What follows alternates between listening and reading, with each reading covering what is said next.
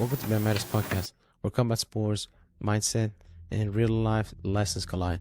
Hosted by Derving and Nate, we dive into jiu-jitsu, wrestling, MMA, and the grind that shapes athletes inside and outside the mat.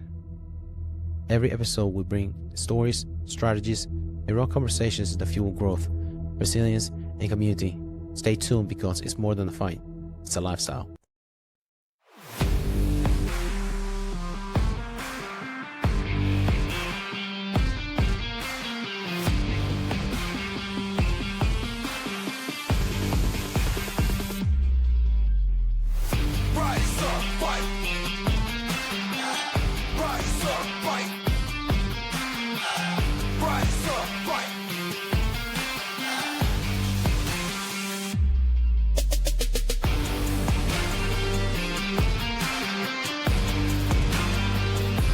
What's going on, everybody? Welcome back to the show. This weekend wasn't just another NCAA wrestling tournament. This felt different. It felt like we were watching a shift happen in real time. You had dominance at the highest level. You had freshmen stepping in and not just competing, but winning national titles. And you had stories that honestly go way beyond wrestling. Stories about pressure, stories about resilience, and stories about what it really takes to keep showing up when everything is going against you. Because this weekend didn't just give us champions, it gave us perspective. So today, we're breaking it all down. The teams, the individual performances, the controversy, and the stories that might define this era of wrestling. But before we get into all of that, we gotta start with a team that continues to define the sports right now. How's it going, man? It's going good. Yeah, man. This weekend felt like a hangover from so much wrestling. It's like you feel like you're spoiled because watching, I think Thursday, Friday, and Saturday just wrestling. So that Sunday morning, you're like, dude, where's the wrestling? That's it. Yeah, do until next year. Yeah, like what the hell, man? Where's more? Need some more wrestling. But it was amazing to see. First thing was Penn State, man. Penn State is like at this point, it feels like it's repetitive to say it, but it has to be said that they are still the standard, and they're not just like the standard, but they're like separated from the rest of the field. They're year after year they show up in the NCAA championship. It's not about whether they're going to win; it's about how dominant it's going to be. And what makes it seem more expressive is that it's not just one or two guys; it's the whole system that they have. The past 3 years, they have, oh my God, they have broke the record for most points by a team. This is the 5th year in a row they have won nationals. The last three that I think is 172 points. 2 years ago, last year is 177, and they beat, I think it's 100-point difference between them and the second place, Nebraska. And now this year was 100, I think it's 181.5 points. It's crazy, ridiculous how they're able to just, it's not like if they're going to win, like how bad they're going to be, everybody. And the reporters that keep asking, what is it going to take you to be like, dude, Penn State is at a different level right now that's hard to catch up. How are you going to beat them? Like, dude, they are like, are basically in their own league. So it feels like it's a wave. Like sometimes, when that squad was dominating, like, dude, they're just doing so good. It's just like, will they be able to keep for that long when the empire is going to fall, and just how you going to keep up? So Korean rises to the top, so you have to find a way to be able to catch up to them. It's hard to like go through the whole gauntlet, beat those teams, especially when there's so many variables with other teams. For example, conference. They're not just saying conference. You only get to meet them in the national tournament. You don't compete them as a team, but just like individual guys. One guy here, another one, certain part of the bracket. So it's hard to catch up with them, their lineup that they have, because their depth is consistent. The system that produces elite wrestlers. They only lost one guy this year, Levi Haynes, 21-year-old. And the rest of the team is coming back next year. Yeah, that's promising. Yeah. How the fuck, like, how are they able to So how are you gonna beat him? Because they only lost one guy. Probably one of those guys that was this year champion. For example, Massenbrick. He has only lost one time, and then we can talk about it later. But he can go up to 174 if he wanted to, if he's been dominant. And Levi Haynes was 174, and he was a national champion his sophomore year at 157. And after that, he decided to jump 2 weight classes and became a champion there this year. Yeah, at this point, Penn State isn't just race education; they just set it. They'll build something that every other program is chasing. There was race education, and the performance, and they're hard to keep up there. When it sounds like that, do you think it's the greatest dynasty in NCAA history for wrestling? Well, I mean, it definitely sounds like it. You would be the better answer on that because, to be honest, I don't know the history that well. Mm-hmm. What do you think? I can't remember how many they have won. Well, I think it's 14 titles they have won overall, but they have won in 2011. I think they won all of them except for like 2 or 3. I remember Iowa won in that one year, Ohio State won another year. I can't remember like another year somebody else won it, but they have been this covered year, so it doesn't count because they didn't wrestle that year. Wow, So 2011 they have what's that, 15 years now? that's crazy. Yeah, That's far longer than most streaks last. yeah, and then they are dominant. I told you what that, so 30-1 was the takedown ratio. That I told you about. Yeah, So like, how do you close that gap? I don't know. I feel like we talk about it a lot, but do you know, it's got to be a combination of things, right? But is it like training program? Is it resources? I imagine if they're doing that well, then the college is willing to put some money into the program. Mm-hmm. So I don't know if they have better recovery tools than everybody else as well. I'm They curious. might have that, might be effective, but also they have world team members there that they practice with. Yeah, yeah. And not talking about world team members, but world champions, Olympians that are in there.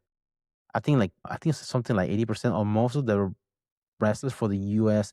under 23, they were from Penn State, the Little Lion Wrestling Club.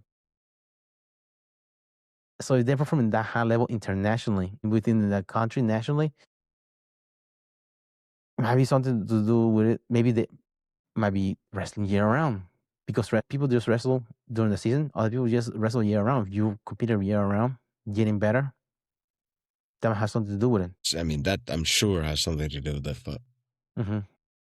And wrestling at a high level with people that are high level as well. It's a certain standard that if you're able to break the lineup as a starter, you have a chance of becoming national champion, which is nuts to be able to do that. yes. Have been that confident of a team. Really, I mean,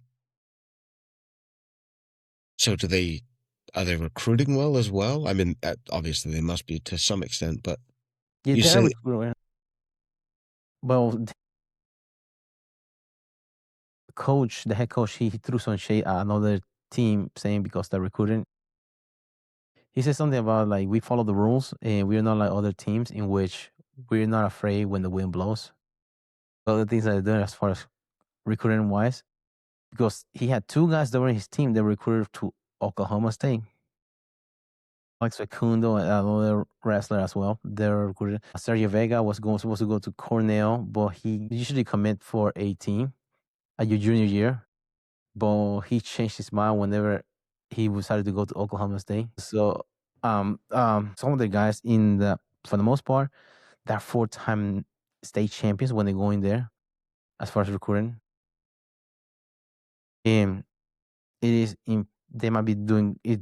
Recruiting is not an issue for them. People come to them, but also their system that they're able to.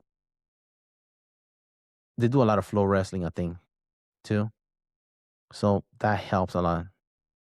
Rather just doing one technique at a time to do a sequence. No, because wrestling is a grid sport. So repetitive. One move, repetitive. We're standing for this position.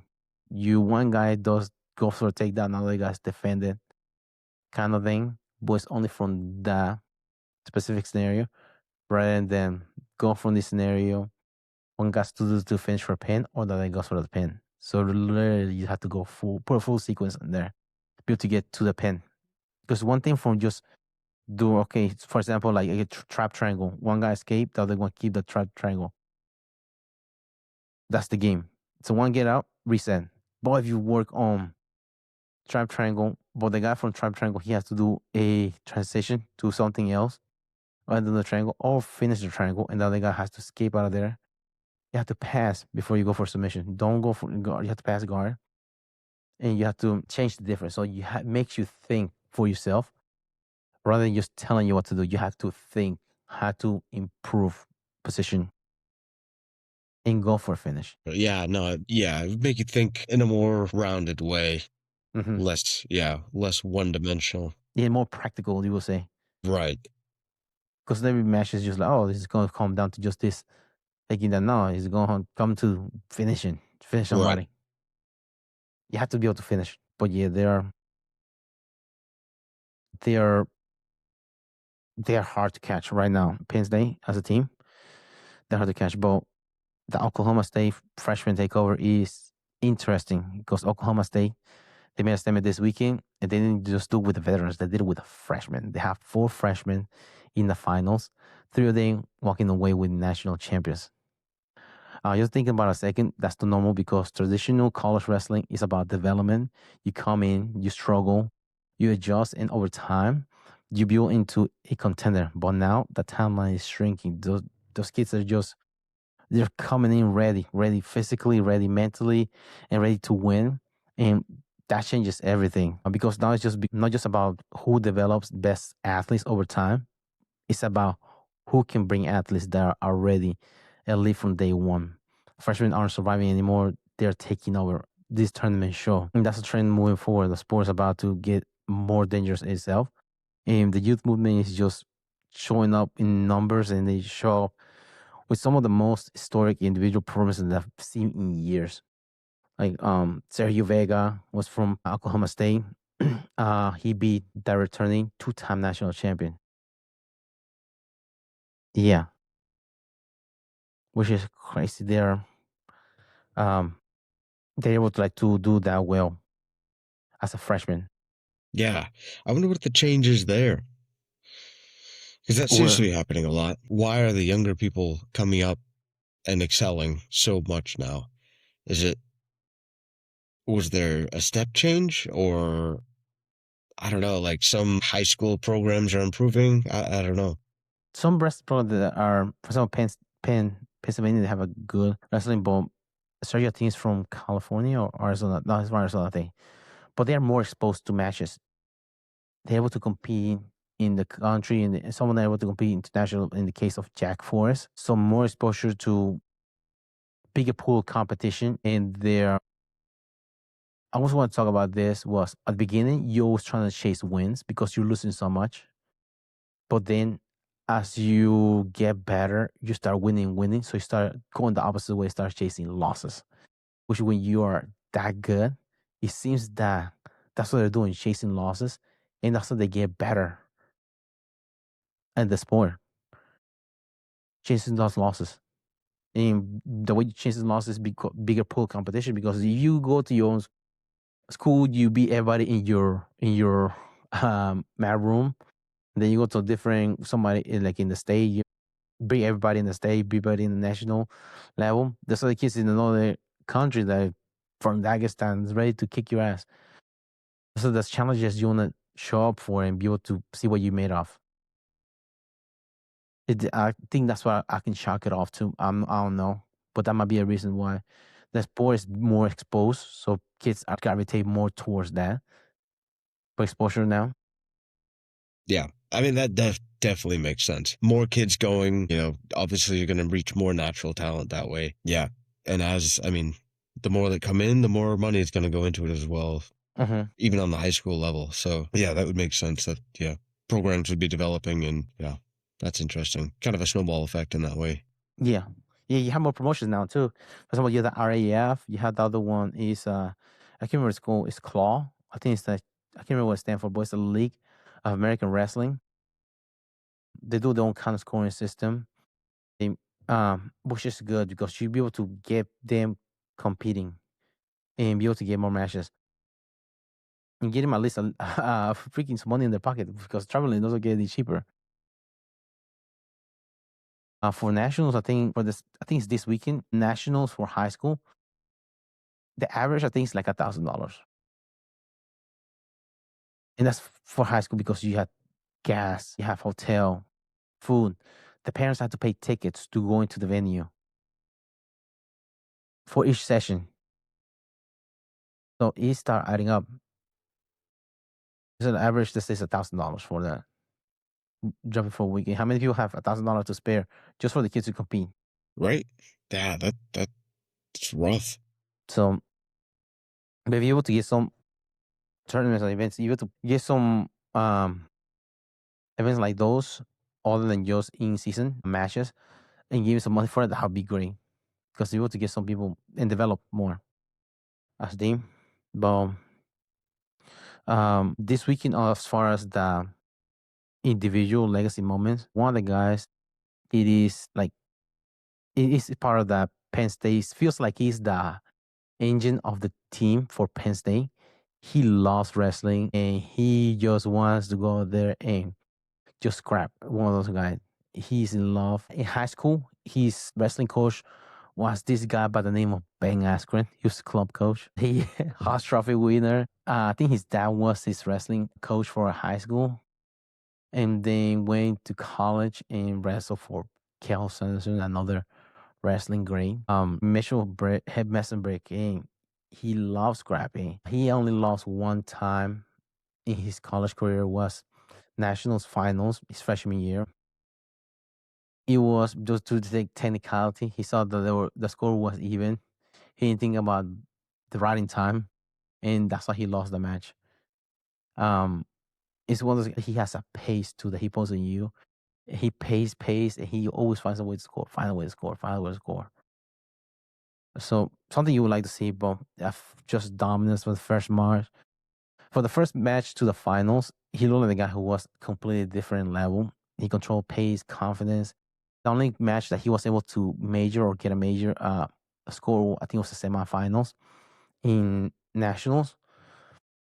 There's the Hodge Trophy, in which you give to the most valuable uh, wrestler in the season. Cal Sanders is not a big fan of the Hodge Trophy. He believed that some of his guys should have won it, but they didn't win it because some of the votes had to be split within his own teammate. I mean, you had two four-time national champions in the same team.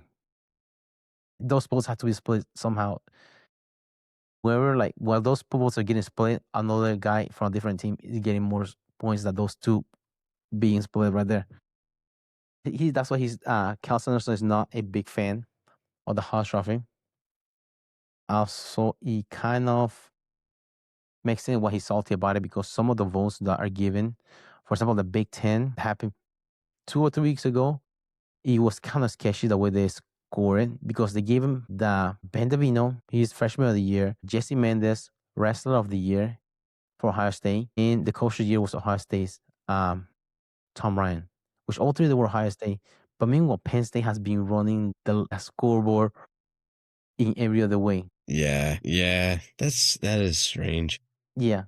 Penn State has been scoring everybody 30-1. Metro Westerberg has lost since his freshman year and still outscoring everybody in. And then he was like, yeah, he doesn't care about those type of accolades. That's the opinion of Yeah, people giving votes. yeah. National time comes, he will be able to win. Which I forgot to mention that makes sense that he have confidence in his team being able to perform. He decided to sit out national duels. Remember it happened back in November? State won that national duels. But when it comes to national title this past weekend, Ohio State placed 5th in national tournament. So makes you wonder who's the real national champion. Yeah, right. That's funny. Yeah, that's Because the thing was, Penn State was first, Oklahoma State second, Nebraska third, Iowa fourth, and Ohio State, which was a surprise. Iowa was fourth place. They were to get 7 guys All American, despite they were having some struggle as a team. They have a lot of the first time I think they lost to Minnesota, first time they lost to Iowa State in like 20 years or so dang. in duels. So it was a rough year for them. And even through all that, they were to get placed fourth in national. To be honest, I think they were going to place top 10. Wow. Yeah. Yeah, they turned that around then. Yeah, they were able to scrap in there, be able to get some guys going into nationals. But in my humble opinion, I think Mitchell Messenbrick should get the Haas Trophy due to his dominance of beating all those guys, and even in the finals against Mikey Caliendo. Mikey Caliendo, he's pretty good. Mike Caliendo has a record 0-8. He's lost 8 times against Mitchell Messenbrick. And when then he lost again, and he did some sort of he did a heading arm. That's illegal in wrestling. Heading arm, triangle. Bishop Messenbrick trying to pin him. You're not supposed to lock your hands whenever you're on top. Okay. But he was doing that, and he just pissed Mitchell Messenbrick up, and he just tech followed him. Dang. You just poking the bear at that point. Right. Okay, now you pissed me off. And he was doing the butt drag, trying to doing the old check when he was trying to prevent a tech fall on Mitchell Messenbrick. He My got God. pissed off. Everyone like, oh, I'm gonna kill you now. I'm gonna just destroy you.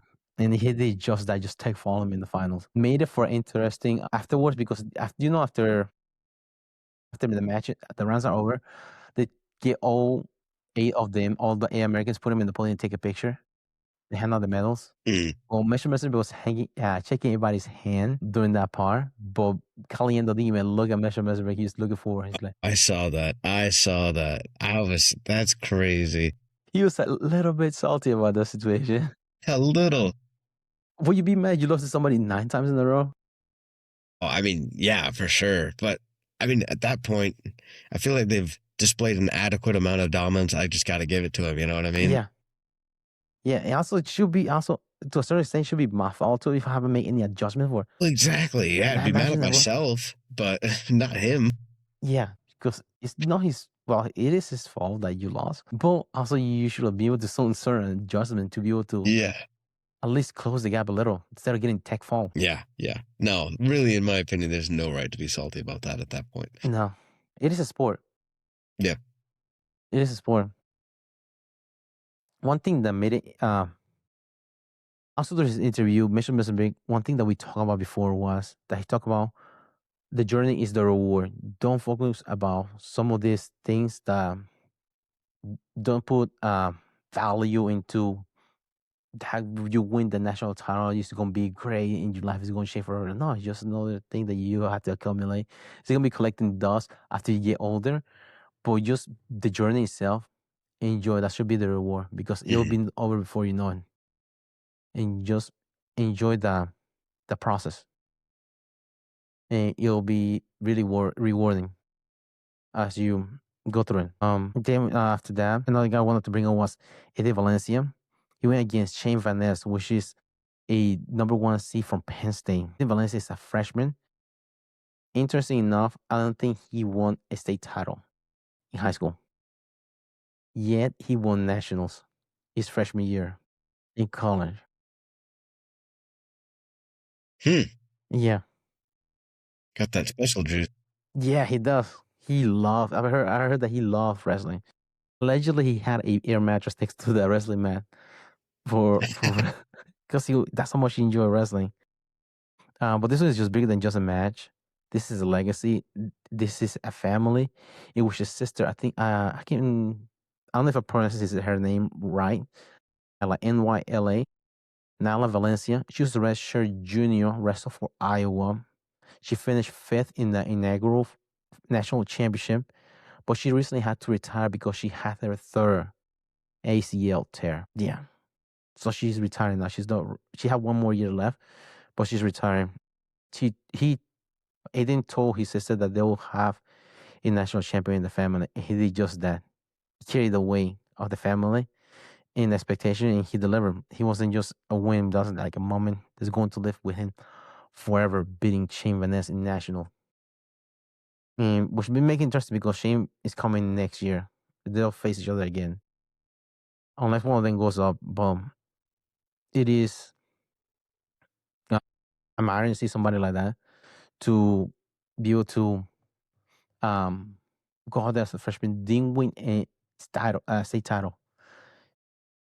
I can't remember where they come out of California because that will make a difference. Because California is weird when it comes to their high school. Okay. They came from California, Morgan Hill, California. If I get it correctly, you have 1A here in, last year. Well, the one before that one. In North Carolina, 1A, 2A, 3A, 4As. Now they have 8As for the classification of schools. In California, you put all of them together and you have one champion or state title. And you know how fucking big California is. Right. That's crazy. So I can understand if he wasn't a state champion Yeah. California. That's ridiculous. That's a national championship, right? Literally. Right. Let's see. Population. Yeah. 39.5 million people in California. It's the whole state competing against. How long do those tournaments go then? Forever. It feels like. Yeah. Because they do That's insane. sectional. Yeah. Because they have to do sectionals to a certain extent to weigh down. I'm sure. To get all of them, to get the nationals. I mean, the state champion there. 39 million, you said? That's like what? More than 10% of the US population. I think US population like 300 million people. Yeah, actually, yeah, it's 342 million. Yeah. So roughly 10% of the US 10%. population. Dang. That's a gauntlet. That really is. You have him, his sister wrestle too. Mm-hmm. But yeah, that was admiring to see him winning up for his sister was crying whenever he won it. Because it came down to one call. It was in overtime. And trying to determine whether it would take down or not. And he got it. They were like, her like confirmed takedown. Everybody started screaming. Because he was going against the number one seed, she Vanessa. Would she be? Another freshman that was interesting was Landon Robideau. I don't know if I pronounce his last name right. Robideau. Robideau. For Oklahoma State, he beat the number one seed PJ Duke in the semifinals, and the returning national champion Antrell Taylor in the finals. Taylor beat him early on the season and put in the mat saying, "This is my mat" to Robideau during one of their duels. Dang. Guess what Robideau did when he won his? He returned the favor of the quote to Taylor. "This is my mat in the final of the nationals." Ooh, dang. You can see whenever Taylor took his ankle bands, he threw it at Robideau chest whenever. And then one thing that was interesting that Robideau did, I think he was 5th or 8th seed in the tournament. And he showed that ranking are for the fans. Basically, you have to be confident in your abilities, and amazing things can happen because he was able to, he didn't care what they were ranking him seated. Like, that's just for betting us because everybody can beat anybody in any given day in there. Even him as a freshman, able to beat that return national champion. Beat PJ Duke, push PJ Duke lost a close match against Andrew Taylor during the duel in the Big Ten. PJ Duke beat Andrew Taylor, and he had a really dominant Big Ten championship. Can't remember he should have gotten probably the most extended wrestler of the tournament in the Big Ten. And PJ Duke looked pretty good coming out of the Big Ten. And he ran into Robideau. Robideau be able to beat him. Well, watch that. Okay, let me back up. In the semifinals, there was a controversial takedown that wasn't given to PJ Duke. He had Robidoux in what they call a cradle. Roberto was able to rock back to his knee because in wrestling they have what they call a reaction time. They give him reaction time for a position.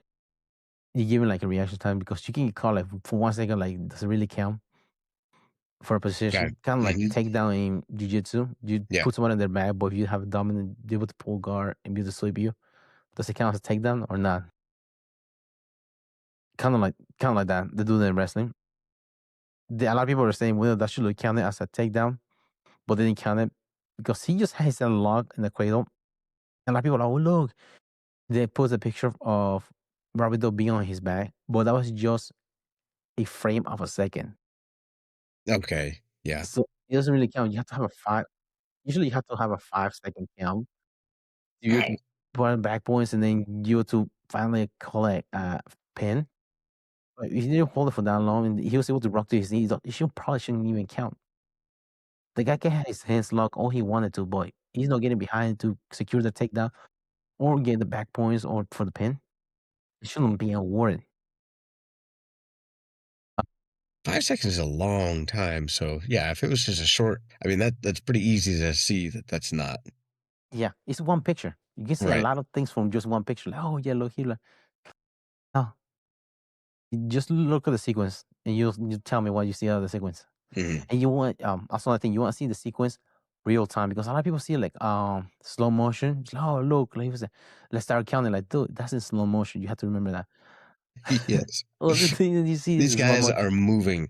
Yeah, and you have to do it based off the point of view of the referee. They're seeing it real time. They base it off slow motion. Yeah, Robert Do, which a lot of people say that he in the team for Oklahoma State, they think that he is the captain of the freshman team because he's so there. He got his shit together. Some may say he like Jack Forrest. I think there's a video of him. Robert Do is the heart of the freshman because Jack Forrest, he like the year like the clean room like that he came back one day and freaking Robido had cleaned his room, put his clothes up and shit like what the fuck. That's how good of a teammate he is. He like does it like, for other people, make him look good. For like interviews and stuff like that. And then another freshman, then comes Sergio Vega. One of his quotes, what I would think was, he said was, "It doesn't matter what other people think of your odds. It only matters what you think." And he did just that. He probably is the craziest stat in the entire tournament. He was undefeated freshman. He's the first one to do this since 1947. Not only that, he beat the two-time returning national champion Jesse Mendez, and not just an upset, just changing the guard at this moment because Jesse Mendez was a senior. That is nuts. Becoming undefeated, he beat a lot of hammers there. Brock Hardy in the semifinals, beat him. He pinned a lot of guys along the way too. They pinned Brock Hardy in national duels as well. It is it is interesting. So now this is the kid that I think he committed to Cornell, and then he decided to change his mind when he saw that David Taylor was going to be the coach for Oklahoma State and go to Oklahoma State and wrestling there. But he always questioned himself, why shouldn't beat somebody he was going against? He couldn't find an excuse why he shouldn't be able to beat him. He did just that. Went out there and beat him, which is nuts. Yeah, that's quite a mentality. Yeah, and there's such crazy stats. I think he didn't give up a single takedown either, going to the finals as a freshman. How crazy is that? This is 1947. And then the second undefeated Jack Forrest, freshman. It really doesn't make sense. He's a national champion. 2 months ago, he was starting his college career. 2 months undefeated, down the first performance all the way through. He didn't just climb the ladder, he skipped it. And then when you look at the performance like this, it's clear that something is changing in the sport. But as incredible at this moment, where the most powerful story from this tournament wasn't just about winning. It was, I don't know how he's able to do that. Well, he was being in the world team, he made the world team as a senior. He um he beat world champions, all Americans. He beat national champions as a high school kid, and then he come into college. He decided to forego his state championship and wrestle in college. and win nationals. Kind of confidence you have to have Yeah, that's because oh my gosh. Yeah, it's just you have to have some sort of confidence because if you get it wrong, you burn a whole year eligibility in 2 months in yeah, college. yeah, But you get it right, boy. I heard somebody said that he is the poster boy for Oklahoma State at this moment. Kind of like David Taylor, the current coach for Oklahoma State, was the poster boy for Penn State when Kel Sanderson began his reign at Penn State. Jack Forrest dominant in high school, dominant in becoming the world team member. I think he placed second in worlds. Wait, I think when he's younger. In going to college and beating everybody, going from nobody to number one seed into nationals, and then winning nationals in 2 months. How scary is that? yeah. Really, it's. I guess he must. I don't know. He's got to be an all or nothing kind of person. I guess. Hey, it's a cowboy mentality. The Oklahoma State Cowboys. It has to be that cowboy mentality. Just like Serrano, Yeah. Right. it has to be all in, man. And this one we're going to have to slow down for a second because next door is bigger than just wrestling. Gabe Arnold. Not long ago, he was completely different place. He was hospitalized in the mental health unit back in December 2024. Then in the summer of 2025, he's dropped from the team. He has some mental health that he's had to struggle with. You see a lot of athletes they have that happen. The physical part is just kind of like a byproduct of the mental health that they have him with. Ivano wasn't in a good place and he had to get some help. I mean, he plays in the health unit during the holidays of that year. And think about that. Imagine that identity crisis when like things get taken away because sometimes you use that as your not so much as your crutch, but something that you can rely on when you're mentally unstable. Just going through the motion of a routine that helps you kind of balance you out. But he was in the summer of 2025. He was dropped from the team. So you just think about that. Just go from competing at the highest level to having everything taken away from you, like your routine, your identity. Because a lot of people you just identify of what you actually do, the purpose that he had being in the team. And for a lot of people, that's where the story ends. But not for him. He kept showing up, and that's why he said he just kept showing up after his interview when he became All American this season. He battled through weight classes, lost his starting position at 174 to Patrick Kennedy, which is senior for the Iowa Hawkeyes. He moves up, loses a spot to the poster boy for the team at 184, Angelo Ferrari. Then he moves all the way up to 197 after the Iowa wrestling program dropped Osama Ndene, which was a NIL guy. He was Division Three national champion. During the middle of the season, they drop him, and they needed somebody at 197. Keep Arnold decided to go in there and trying to take the spot for 197. Like there's no guarantees, no security. Just showing up and somehow, some way, he fight his way back, and he becomes an All American.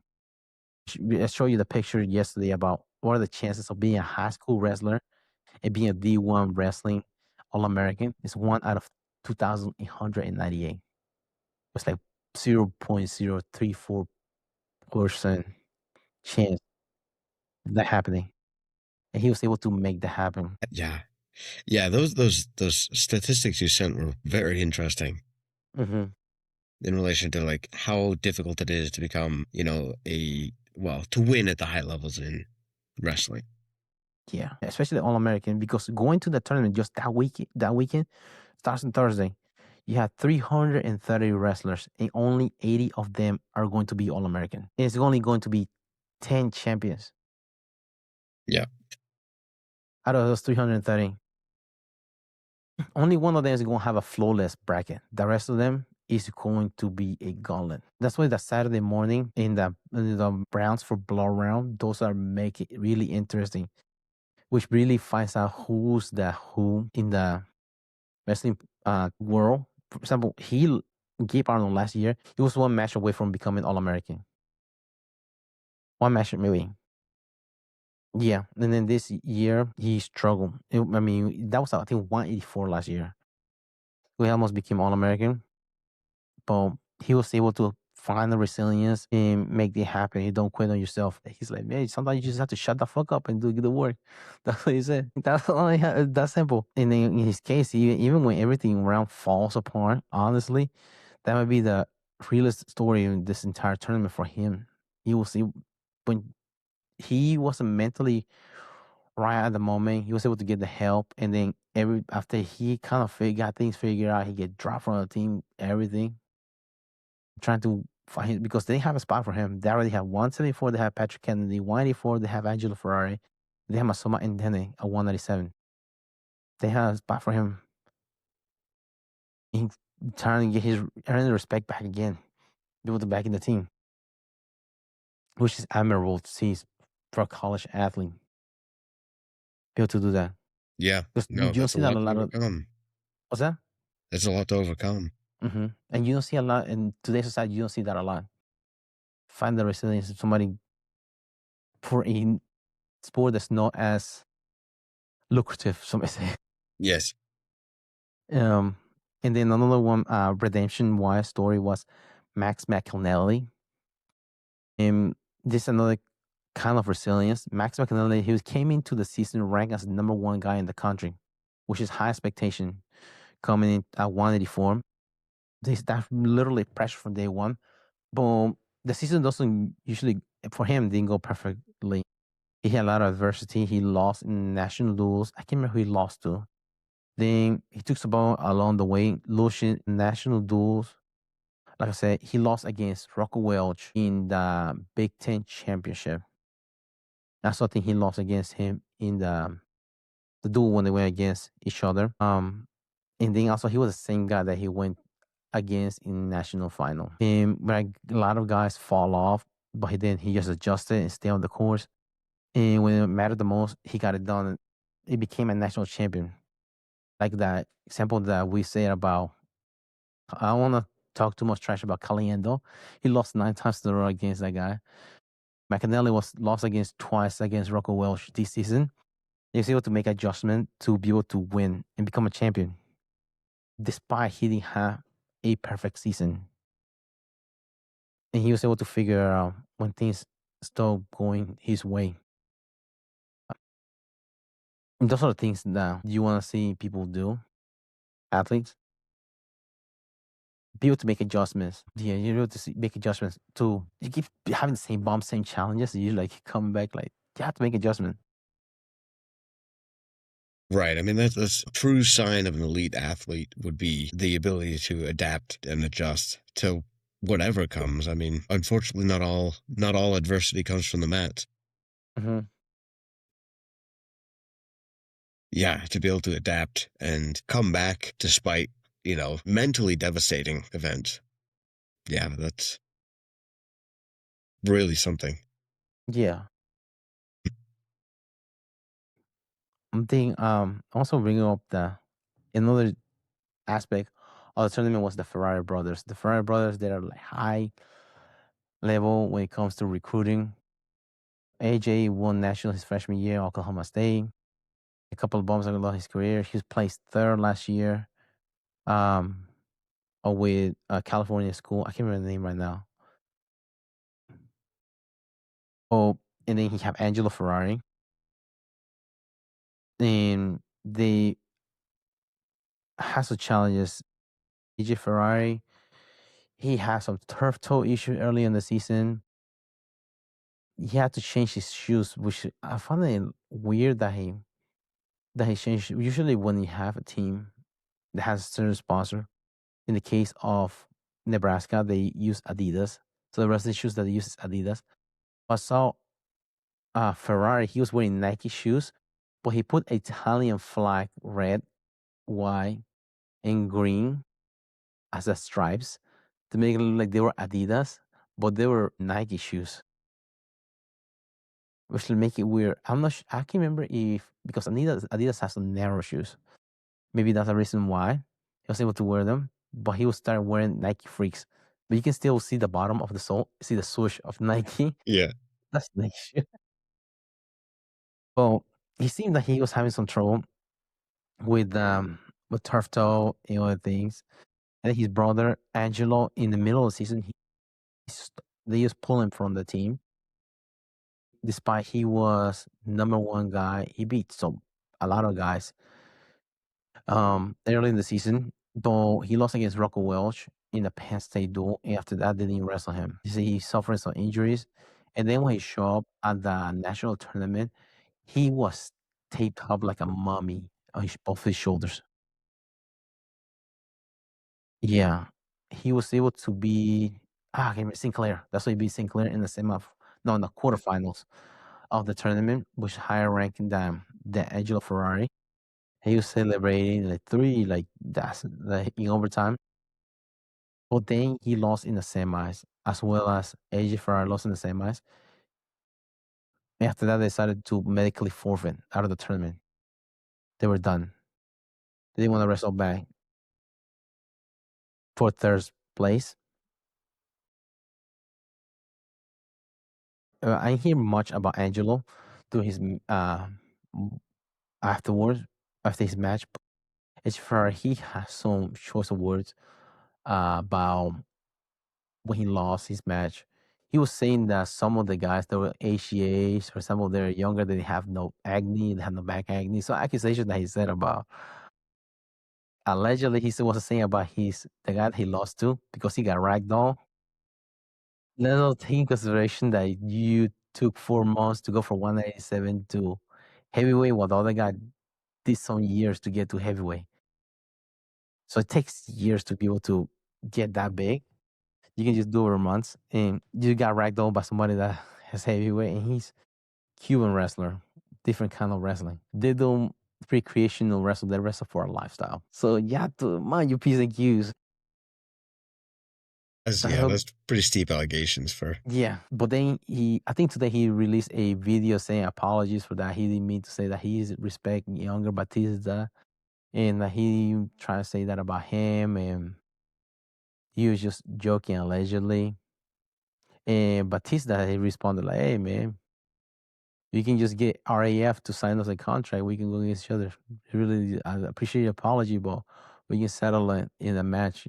Just have RAF send the contract, and we can settle the score. See who really AGA." Because he's asking for the NCAA to do some off-season testing for some of these wrestlers, see what they're really on. Not everybody that you lose to is on steroids, sir. Sometimes somebody get a better guy than you. Hard as it is to believe, Yeah. not everybody has to cheat. Well, meanwhile, he's doing some of the supplements too. I don't know how he passes.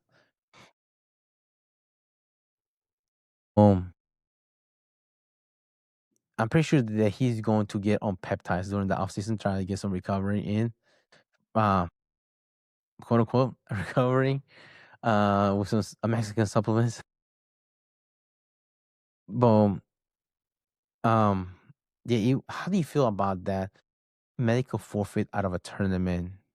Because in the case of Angelo Ferrari, Gabe Arnold didn't wrestle 184 because Angelo Ferrari was there. And now he just medical forfeit out of tournament for sixth place in the tournament. He didn't even try to wrestle back. Third place.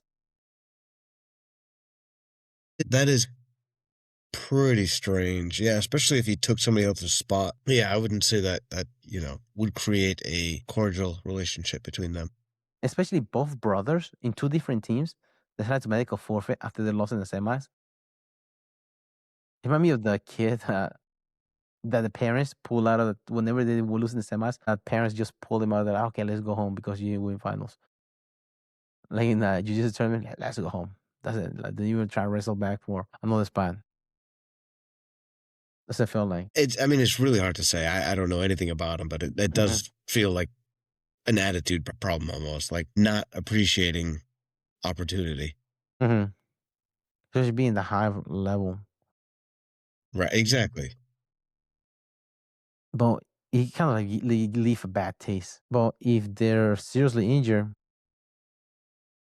they True. know that they were going to be injured the whole tournament.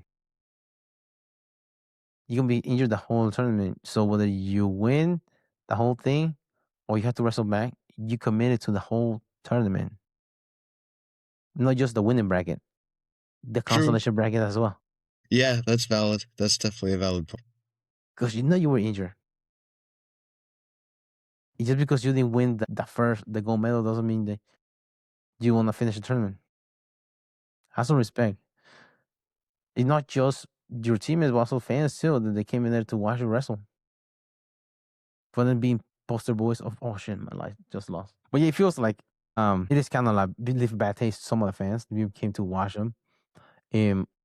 Because they came to see them compete and decided just to not go on after they took a leg of being able to compete. What's the name? Hayden Halley. He recently got hired for the assistant coach for NC State. He always, during one interview, he mentioned that he considered the the consolation bracket wasteland tournament because after you lose the semis, you still have to win 2 more matches to place third.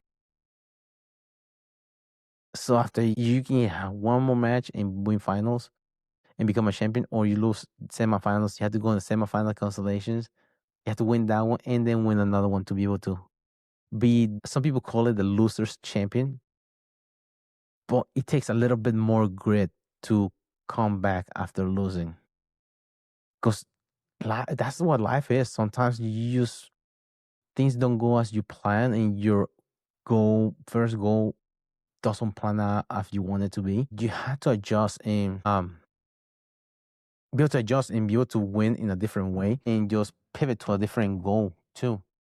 Because life is not gonna go as you want it sometimes. Most definitely. Yeah, especially, I don't know. Yeah, it really is just irresponsible, not very tasteful, I guess. I don't know how else to say it. It's just not, yeah. Yeah, but I don't have anything else for tonight. For this episode, all the news you want to oh, I forgot about John Jones. Me, that's his name. Me Jones, that's his nickname now. Oh shit, there goes my Guinness. Shit. So you gonna talk No, about John Jones. I Guinness gets spilled every time you talk bad about John Jones. But he's announced that he's going to be in bare-knuckle March 28th. Is the day that he gave up for fighting in bare-knuckle. Do you think he's just kind of like tantrum that he's throwing at the UFC?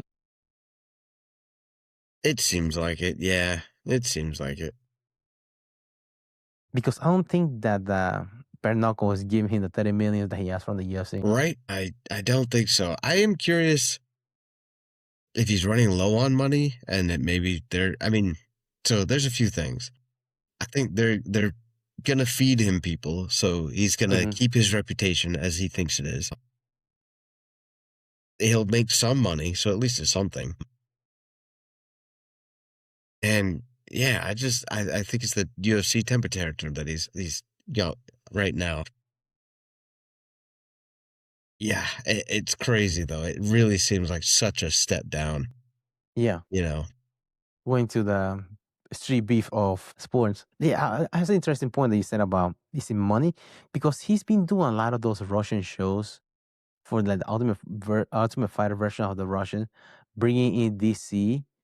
It is interesting because I wonder how much they're paying there, and also DC was going to leave out of that. I forgot to mention that DC was going to leave that show because one of the guys, when they got into altercation, one of them pulled a knife. He's like, "Dude, somebody's gonna get hurt. I'm going home. I'm done here." And John Jones begged DC to stay there. Like, dude, we need you here.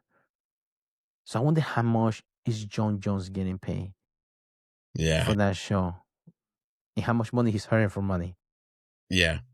Well, that means he probably is getting a lot from that. Yeah, because this is the second season. Because remember, the first one was with Nate Diaz, and Nate Diaz left. Yeah. Yeah. I mean, those nose beers cost money. So, Yeah. Oh, yeah. It gets really expensive. Expensive buys. Yeah, I seen him too recently. He was driving a Cybertruck, but he had his phone right directly in front of his line of view. They usually have it right here or here on right? driving. He's driving a Cybertruck, given his Cybertruck, but who puts the phone right there in front of him while driving? Huh. He must be taking advantage of the self-driving feature. Yeah, they a lot safer than him driving himself. Dang, they got a solution for him. Yeah, That's crazy. that Tesla. Where'd you go? Elon Musk, give this fucking guy a Cybertruck, baby, because the kid can afford Yeah, this guy to get please. another fucking ring. Yeah, like that's the safest way for him to even when a phone in front of his That's face. true. Yeah. Let him play his Candy Crush while the Cybertruck gets him around. Yeah, he could do a couple of lines while driving on the steering wheel. Make sure there's tinted windows. Yeah. Yeah, I don't have anything else for tonight. You gonna close out? Sure. Yeah. Thank you guys for listening. Hope you enjoyed the podcast. Give us a listen on YouTube, Spotify, Amazon Music, iHeartRadio, iTunes. Yeah. Give us a follow on Instagram. Let us know what you like, what you don't like. See you guys next time. Thanks for tuning in to the Mad Matters podcast. Don't forget to subscribe and follow us on Spotify, Apple Podcasts, iHeartRadio, Amazon Music, and YouTube so you never miss an episode. Drop us a review, share with your training partners, and keep rolling on and off the mat. Until next time, keep fighting, keep learning, keep growing.